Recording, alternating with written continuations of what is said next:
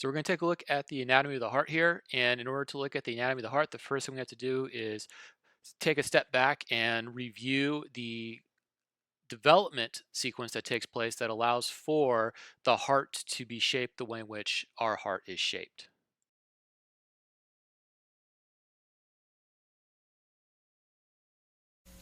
Being fixed at both ends, the cardiac tube grows rapidly in length, and the embryonic ventricle is bent into a loop to the right of the midline.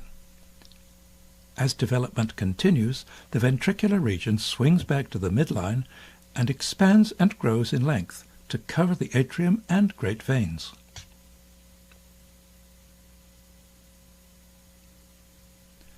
Extensive saculations projecting laterally will ultimately become the right atrium and left atrium. The future left ventricle lies to the left of the interventricular groove, and the embryonic right ventricular or bulboconus region communicates with the truncus arteriosus. A four-chambered heart is formed from this convoluted tube by the development of three septa, partitioning the atria, the ventricles, and the truncus arteriosus. Although these septa develop simultaneously, they will be considered individually. By viewing the heart from the right side, partitioning of the atria and ventricles can be more easily visualized. Externally, a deep groove separates the atrium from the ventricle. Within the heart, the atrioventricular groove appears as a deep invagination, which constricts the atrioventricular canal at its waist. The canal becomes divided along its longitudinal axis by two partitions, growing from the walls of the two common chambers toward the auricular-ventricular junction. Endocardial cushions extend from opposite sides of the atrioventricular aperture and ultimately fuse into a column dividing the channel between the atrium and ventricle.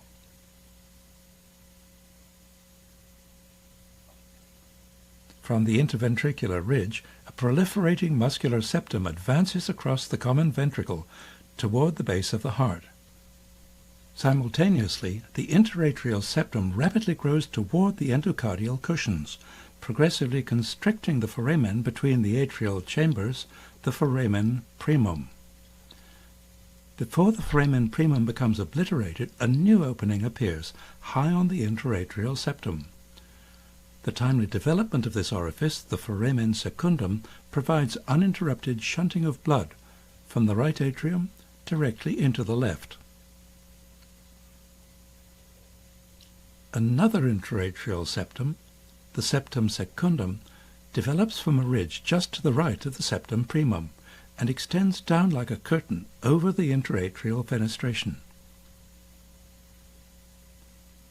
The advanced edge of the septum secundum forms the foramen ovale, with the septum primum acting as a unidirectional flutter valve.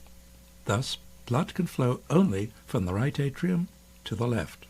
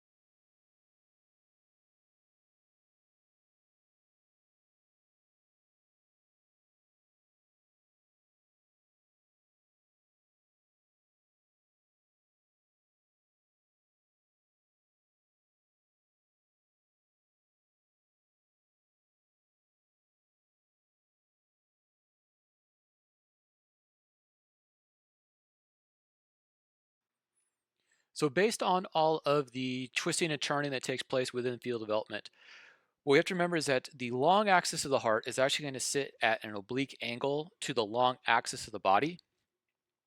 In this change of orientation, a couple of uh, adaptations come about. One of the adaptations we'll see is within the peripheral vasculature, where we're going to have a differential branching that takes place in between the right and left side of, particularly the arterial side of vasculature, as relates to the branching to get across the midline of the body so as to get to the right and left side, as particularly ascending through the cervical region.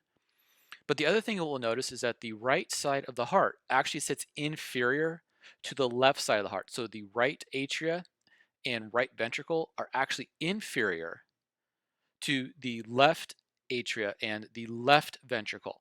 And this is going to come into play in terms of how we go about actually looking at the kinematics of heart functions and the electrical output that we go about measuring when we look at things like electrocardiograms.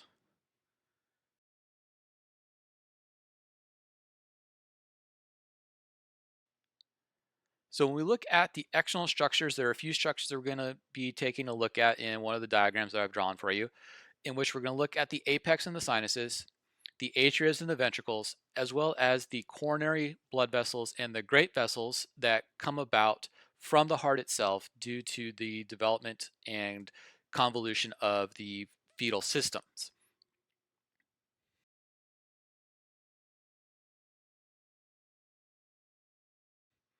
So the first thing we have to remember is that the long axis of the heart is not going to be vertical.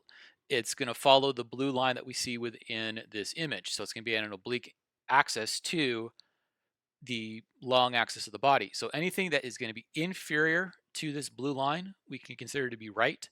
Anything that's going to be superior to this blue line, we can consider to be left. So the first thing we're going to look at is we're going to look at number one on the picture, which is going to be the apex. The apex is going to be at the junction point between the right ventricle and left ventricle. So we're going to start with the right side of the heart, in which we get to the right atria. Sitting on top of the atria are structures referred to as the auricles. The right atria and right auricle are going to be to the anterior side of the vena cava. Inferior to the right atria, we're going to have the right ventricle. Stemming away from the right ventricle will be the pulmonary trunk.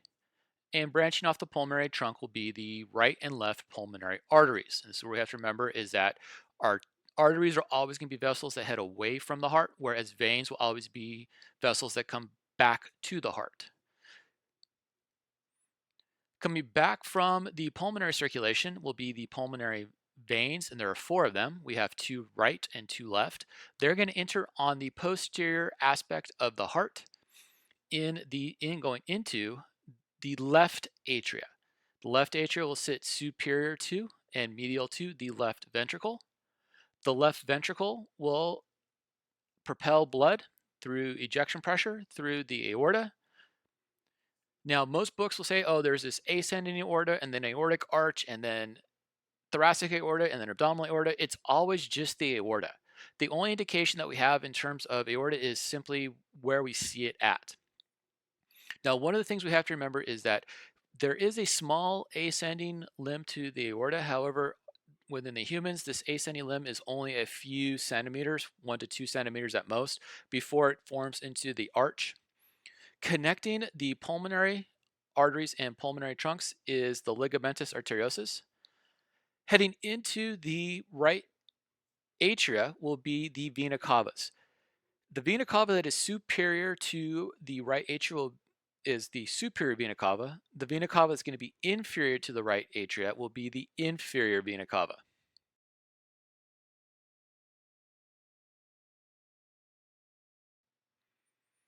Now, the other thing that we're going to look at in terms of external structures will be the coronary arteries and coronary veins, or cardiac arteries and cardiac veins. Once again, we look at the long axis in which we're going to be able to divide right and left side. Stemming from the aortic valve, we're going to have two branches. We're going to have what we refer to as the coronary branches. The coronary branch that heads to the right will be the right coronary artery. The coronary branch that heads to the left will be the left coronary artery. This left coronary artery immediately bifurcates. The right coronary artery continues along. It continues along and it will split, forming the marginal, and then continue along, forming the right circumflex. The left coronary artery immediately bifurcates as soon as it exits and forms the left circumflex. The left circumflex and the right circumflex junction together on the posterior aspect of the heart. That's what the dashed lines are indicating. Stemming from the junction of the left and right circumflex, we have what's referred to as the posterior interventricular. Stemming off the right coronary artery along the right atria, heading towards the right ventricle, we get the marginal. Stemming off the left coronary artery off of the bifurcation is what's referred to as the left anterior descending interventricular artery, or the anterior interventricular artery. The anterior interventricular artery is the most important of, or one of the more, you could consider this to be the most important of the coronary arteries. This is the only artery that's going to perfuse the left ventricle, which is very important because cardiac muscle is aerobic obligate, which means it has to have constant rates of perfusion. This anterior interventricular or left anterior descending interventricular artery gets a nickname, and the nickname it's given is what's referred to as the widowmaker, because any blockage within the LAD, within the widowmaker, leads to sudden cardiac arrest. And for most individuals, it can lead to sudden cardiac death.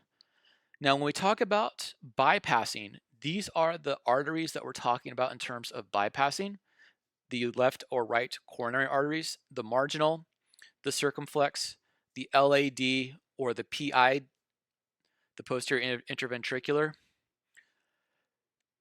So if we have a single bypass, we're bypassing one. If we have a double bypass, we're bypassing two. If we have a triple bypass, we're bypassing three. If we have a quadruple bypass, we're bypassing four. And what we're doing when we're bypassing is we're taking a small vein, usually from the saphenal region, and we're going to basically suture it onto the artery and simply go around the area where the clot happens to be, or where the blockage happens to be, so as to allow for perfusion to continue. So whenever you hear bypassing, that's what we're talking about when we're talking about bypassing.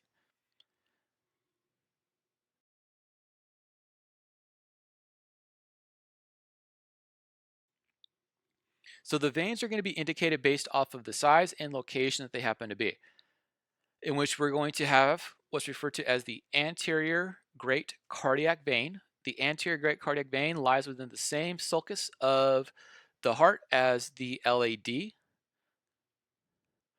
We have the middle cardiac. The middle cardiac is going to sit inside the same sulcus as the posterior interventricular. We have the small cardiac. The small cardiac is going to sit inside the same sulcus as the marginal. And then on the posterior aspect, we have what's referred to as the cardiac sinus. The cardiac sinus will include an open chamber that enters into the right atria, just inferior to the entering of the vena cava. So the coronary arteries are going to allow for blood flow to head out into the heart muscles. The coronary veins are going to allow for blood flow to head back into the right atria. The flow through the coronary system is based off of the ability for the aortic valve to close. And so what ends up happening is that as heart rate increases, the time that the valve stays open can actually occlude blood flow heading out to the heart and can cause cardiac issues to arise for the individual. And so one of the limiting factors when it comes to any type of endurancing activity, that is activity where you're doing anything, regardless of whether you're doing quote unquote endurance exercise or aerobic exercise, is how quickly that aortic valve is opening and closing, allowing for blood perfusion to take place within the heart itself, within the myocardium.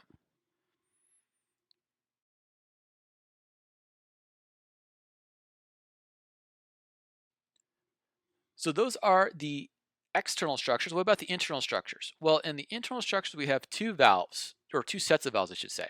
We have what are referred to as the atrioventricular valves, the AV valves, and those include the bicuspid and tricuspid valves. And then we have what we refer to as the semilunar valves, or the pulmonary and aortic valves.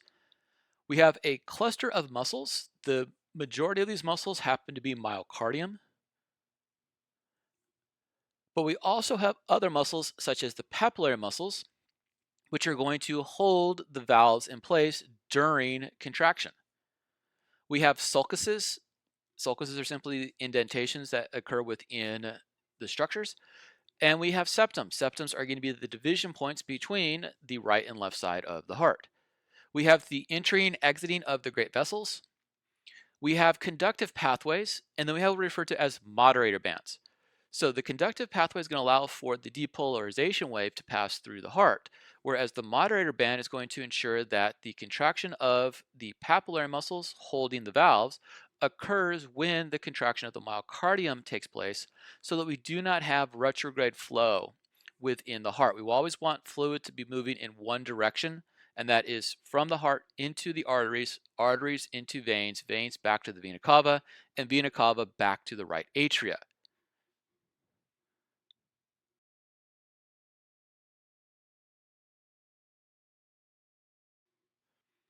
So let's take a look at these internal structures from the diagram I've drawn for you. So we have our vena cava, so we're looking at the right atria. So here is my auricle and my cardiac sinus.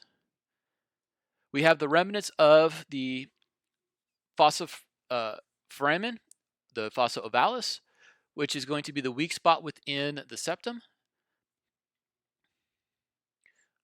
Separating the separating the atria from the ventricle on the right side is the tricuspid valve. Most of what we're looking at in terms of the muscle, and this is once again a very small bit of muscle that we're seeing in the reflection, is what's referred to as the trabecula carne. The trabecula carne is made up of predominantly muscle. However, there is a small bit of conductive tissue that's found within that. The last thing we have to look at within the right atria is going to be the septum and the infundibulum. The infundibulum is a small little indentation that occurs in between the right and left atrias that allow for increase or decrease return of flow, what we refer to as venal return, heading into the atria. And so there is the right atria. So we're going to go ahead and we're going to head through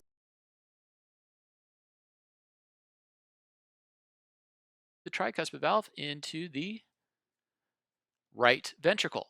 So what we start seeing is we start seeing a little bit more muscle, and we start seeing a couple of structures. The couple of structures that we're going to see is we're going to see coming away from the myocardium itself are these kind of pyramidal shaped muscles, which we refer to as papillary muscles.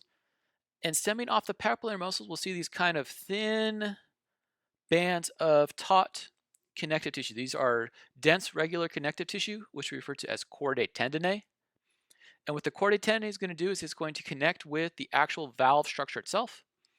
And during contraction of the heart, the papillary muscles pull tension onto the valves through the chordae tendineae, which close the valves off, ensuring that when the right ventricle contracts, fluid flow is going to head strictly through the pulmonary valve and not back through the tricuspid valve into the atria.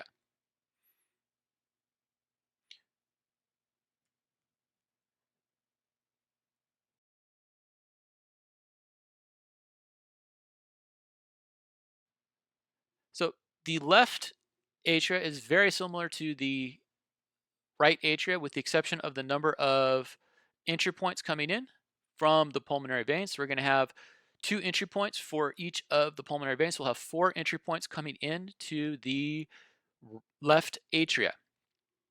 So we're going to look strictly here at the left ventricle. The left ventricle has a valve, the bicuspid valve, also known as the mitral valve, which is held in place by 2 very short but broad papillary muscles that are connected by very dense and broad chordae tendineae. The reason for the difference in structure between the papillary muscles and the chordae tennae in the right and left is because the left ventricle has to contract with enough strength to overcome the peripheral resistance through the entirety of the cardiovascular system because it has to eject fluid through the aorta so as to allow for fluid flow to go from the ventricle through the systems of the body. So what's happening is that the myocardium actually takes up more volume on the left side than it does on the right side. That allows for a greater strength of contraction relative to the right side. This can become problematic for certain individuals, which we'll talk about when we get together for a lecture, as relates to what's referred to as left ventricular hypertrophication. But the other thing that's interesting is that the ventricles actually change their anatomical structure based on use and disuse. And I've given you and asked you to read a review article that describes these changes that take place based off of use or disuse.